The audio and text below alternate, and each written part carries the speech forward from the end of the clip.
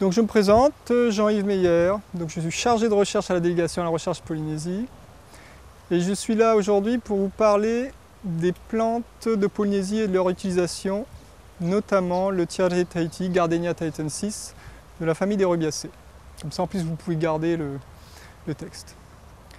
Donc l'originalité des îles de Polynésie française, elle tient à deux choses. La première, c'est son isolement géographique. Les îles, les 120 îles que compose notre territoire sont situées à plusieurs milliers de kilomètres des continents les plus proches. Et la deuxième originalité, c'est la variété des milieux.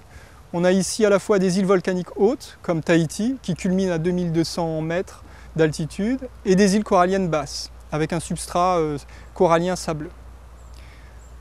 Les plantes de la flore, la flore de Polynésie est remarquable avec un taux d'endémisme de 60%, c'est-à-dire qu'on trouve chez nous 550 plantes qui sont endémiques, c'est-à-dire strictement trouvées dans notre territoire,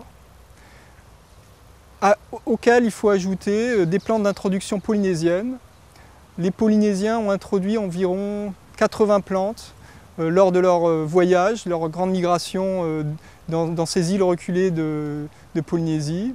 Parmi celles-ci, le Tiare Tahiti, Gardenia tahitensis, qui était utilisé à la fois à des fins médicinales et rituelles, mais également d'autres plantes, des plantes alimentaires comme l'arbre à pain, les bananes, le feuillis, la banane plantain, le bancoulier, les bambous et autres plantes comestibles comme les taros, les ignames ou la patate douce.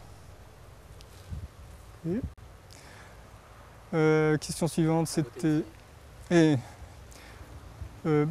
Parmi ces plantes introduites par les Polynésiens, de nombreuses plantes avaient également un intérêt médicinal. Elles étaient utilisées comme plantes médicinales dans les remèdes traditionnels.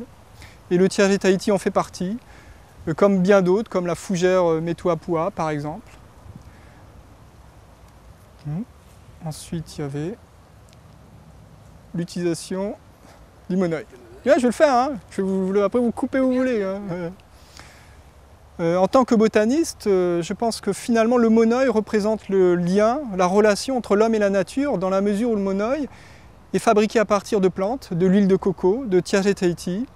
Et parfois on y ajoutait également d'autres plantes qui sont devenues plus rares en Polynésie, comme le santal, et des plantes d'introduction moderne, d'introduction européenne, comme le ylang-ylang par exemple.